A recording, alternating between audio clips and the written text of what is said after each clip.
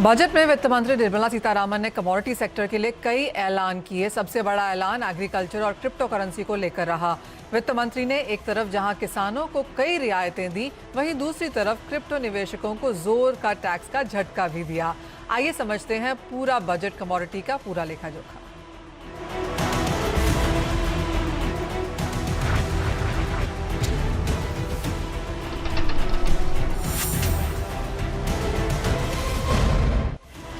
हमारे साथ एग्रीकल्चर पर बात करने के लिए former agri secretary Siraj Hussain जुड़े हैं और साथ ही India pulses and grain merchant association के वाइस चेयरमैन विमल कोठारी भी। आप दोनों का कार्यक्रम में स्वागत है। सिराज जी, पहले आपसे जानना चाहेंगे, और जहां हमने वो बड़ी प्रोक्योरमेंट्स के नंबर्स देखे, चाहे वो गेहूं या धान पर थे, दूसरी तरफ जिस तरह का एमएसपी यहां पर प्लान किया गया है अगले साल के लिए, वो भी सुनने में आया। इन दोनों ही नंबर्स को सबसे पहले आप कैसे देखते हैं?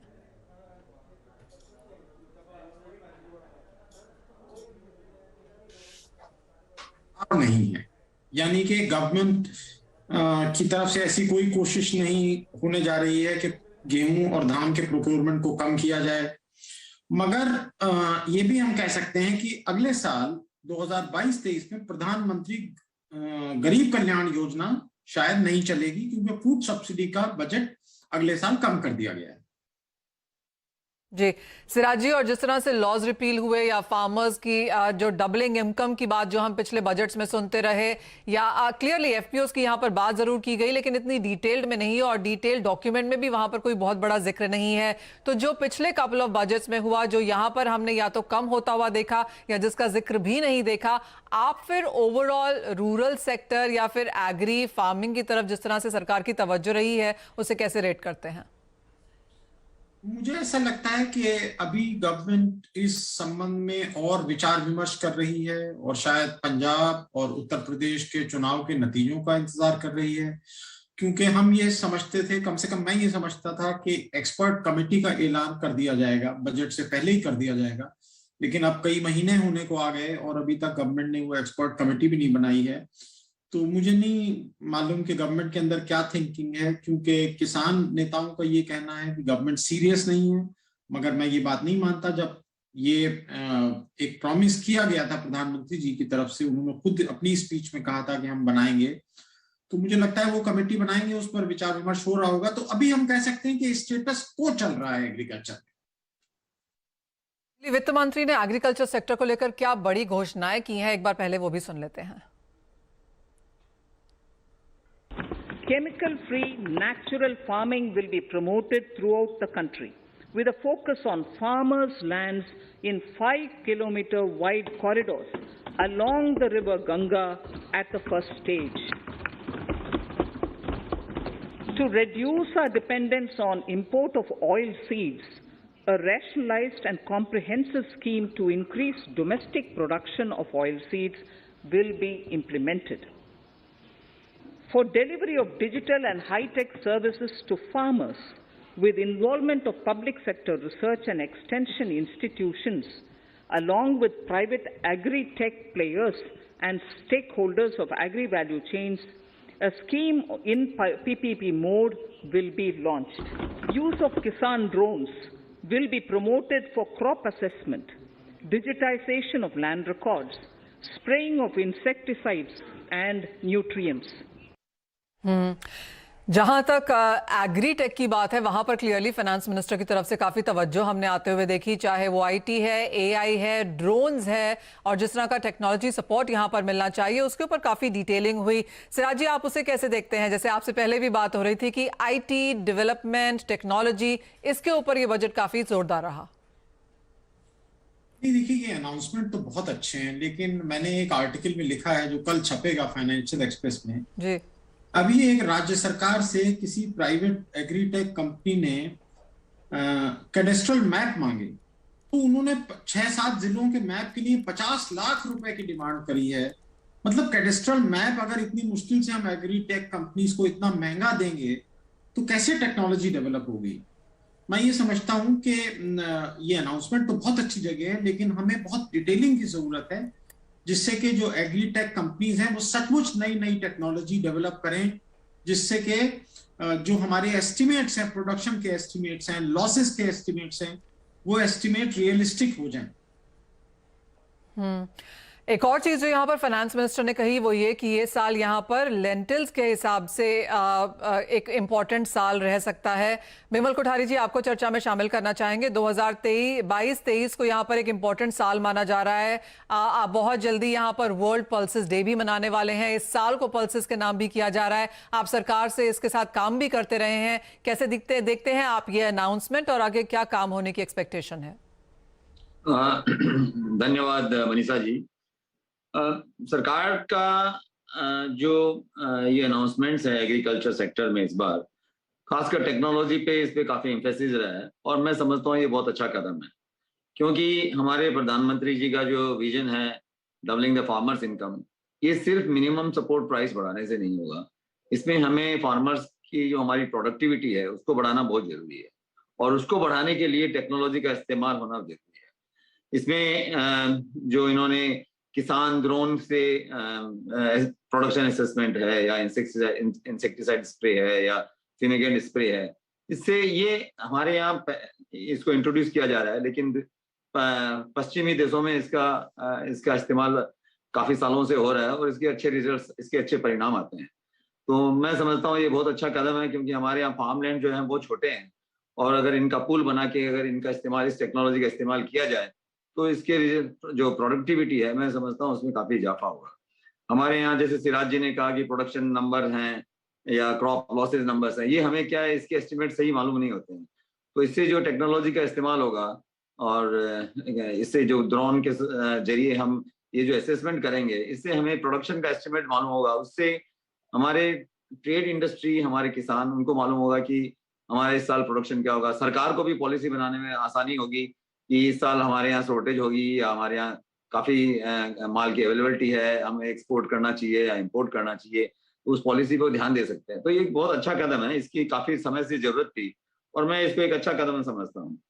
दूसरी तरफ सरकार ने 2,37,000 करोड़ रुपए एमएसपी के लिए जो दिए हैं, ये मैं, हालांकि मुझे इसमें अभी तक डिटेल नहीं मैंने देखी है, क्योंकि कहीं मैं पढ़ रहा था इसमें गेहूं और चावल लिखा हुआ है, लेकिन शायद मेरे ख्याल से सभी फसलों के लिए है। तो ये बहुत जरूरी है, क्योंकि आप देखिए दलहन में, हालांकि ठीक है हमारे सरकार के लास्ट 4-5 साल के कदम में दलहन में हमारे यहाँ उत्पादन में इजाफा हुआ है और हमारी जो आयात पे जो निर्भरता है वो कम हुई है। हमारा आयात जो 6 मिलियन 6.5 मिलियन टन जो था वो अब घटकर 2.5 मिलियन टन रह गया है। तो इस हमको, लेकिन हमारे एसोसिएशन का एस्टिमेट ये है कि 2030 तक हिंदुस्तान में हमको 320 से 330 लाख टन दालों की रिक्वायरमेंट रहेगी। तो हम इसमें आराम से नहीं बैठ सकते, हमें इस पे काम करते रहना पड़ेगा। तो ये जो एमएसपी का जो ये सरकार ने ये जो एक अमाउंट जो इन्होंने निर्धारित किया है, मैं समझता हूँ इसमें दालों पे अच्छा इस दालों पे खर्चा होना चाहिए, क्योंकि दालों के लिए एक बफर स्टॉक क्रिएट करना बहुत जरूरी है। दालों के लिए सरकार को एक बड़ी पॉलिसी, एक लॉन्ग टर्म पॉलिसी लानी जरूरी है, ताकि हमारी आत्मनिर्भरता बनी रहे और जो भी हमारे यहाँ अभी शॉर्टेज हो रही है उसकी हम आपूर्ति कर सकें। क्योंकि हमारे यहाँ क्या दालें, कई तरह की दालें होती है, इसलिए हर बार क्या होता है वेदर की वजह से कुछ ना कुछ दालों में कोई ना कोई फर्क पड़ते रहता है, कोई ना किसी में कमी हो जाती है, किसी में ज्यादा हो जाता है। तो इसमें बफर स्टॉक की पॉलिसी चाहिए हमको। और हमें हमारे देश में मेल न्यूट्रिशन की और प्रोटीन की एक डेफिशिएंसी की बहुत बड़ी समस्या है। दालों को हम एक प्रोडक्ट समझते हैं, सिर्फ एक प्रोडक्ट नहीं है ये। हमको हमारी मेल न्यूट्रिशन को एड्रेस करने की इसमें बहुत बड़ी क्षमता है। हमारे देश में हमारा जो देश की जो पॉपुलेशन है, जनसंख्या है, वो मोस्टली वेजिटेरियन, काफी इसमें वेजिटेरियन संख्या है। उसकी रिक्वायरमेंट की जो आपूर्ति है वो सिर्फ दालों से हो सकती है या मिल्क प्रोडक्ट से हो सकती है। इसलिए दालों को पब्लिक डिस्ट्रीब्यूशन सिस्टम में हमने हमेशा सरकार से ये कहा है कि दालों को पब्लिक डिस्ट्रीब्यूशन सिस्टम में लाना चाहिए। और उससे क्या होगा कि जो हमारे एक जो बड़ी जनसंख्या है उनको दालें एक सस्ते भाव में उपलब्ध होगी और उनकी जो मेल न्यूट्रिशन का जो इश्यू है उसको एड्रेस किया जाएगा। एक आखिर बात और कहना चाहता हूँ टेक्नोलॉजी के संबंध में ही। अभी हम देख रहे हैं पाश्चात्य देशों में इन दालों पर ही काफी सारे नए प्रोडक्ट, नए स्टार्टअप्स हो रहे हैं। हमारे यहाँ अभी तक इनकी शुरुआत नहीं हुई है और ये जो सरकार ने टेक्नोलॉजी का स्टार्टअप्स की जो बात की एग्रीकल्चर सेक्टर में, इसका ये बहुत ही वेलकम स्टेप है। हालांकि ये बहुत ही अभी शुरुआत है, इसमें समय लगेगा, इसमें बहुत सारा काम करना होगा, जैसे आपने देखा होगा अभी अल्टरनेट मीट की बात हो रही है, प्लांट बेस्ड मीट की बात हो रही है, पी प्रोटीन्स की बात हो रही है, दालों से प्रोटीन एक्सट्रैक्शन की बात हो रही है।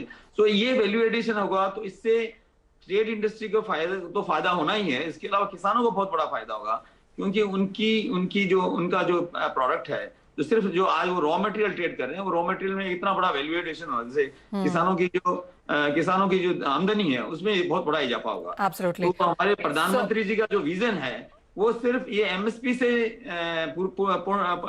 एमएसपी, देखिए एमएसपी के एक सीमा के बाद आप एमएसपी को नहीं बढ़ा सकते, क्योंकि फिर उसमें कहीं पर इफेक्ट हो जाएगा। जी हाँ। उसमें कहीं तो आपको बैलेंस रखना पड़ेगा। Structural changes, doubling the farmers income के लिए जो स्टेप उठाए हैं, I think this is right step, this is right direction. Alright, काफी सारे स्ट्रक्चरल चेंजेस की भी यहाँ पर बात की गई है और काफी राइट पॉइंट्स को, नोट्स को यहाँ पर टच किया है, जिसका ऑफ कोर्स बाजार ने यहाँ पर अप्रिशिएट भी किया है।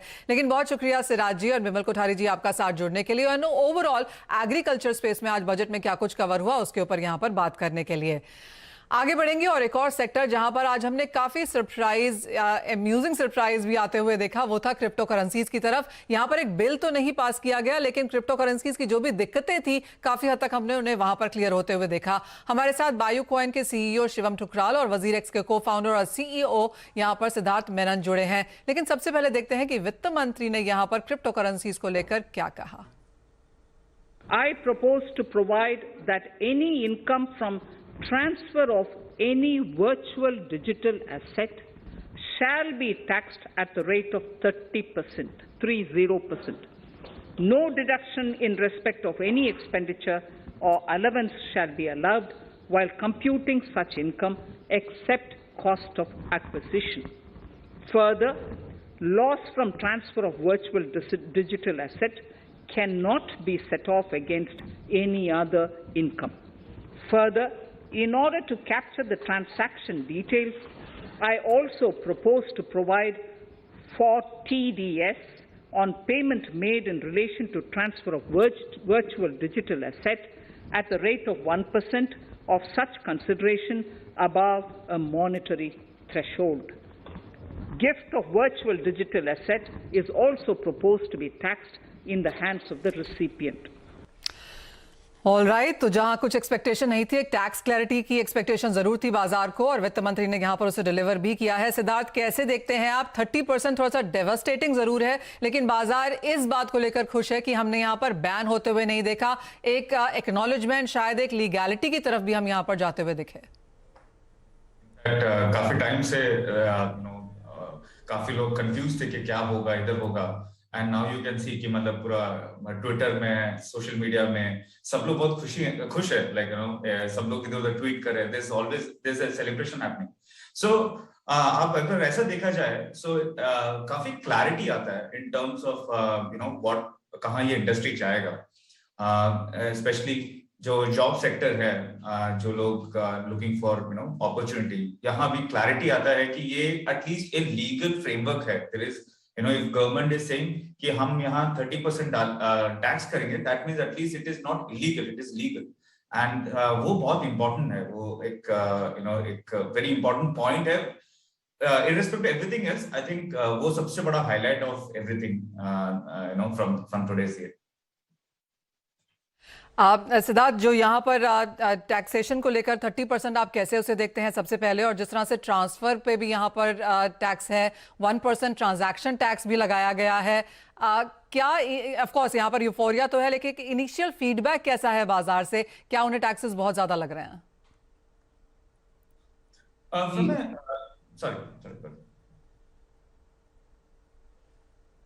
मेरे हिसाब से जो है आज भी शॉर्ट टर्म और long term capital gain tax लोग भर रहे थे, क्रिप्टो की जो भी गेन्स हो रहे थे या कुछ भी हो रहे थे, तो ये 30% एक फिक्स करने से मुझे नहीं लगता कि लोगों को ज्यादा बर्डन फील होगा, क्योंकि वो ऑलरेडी टैक्स पे कर रहे थे, वो अपने इनकम टैक्स स्लैब के हिसाब से पे कर रहे थे।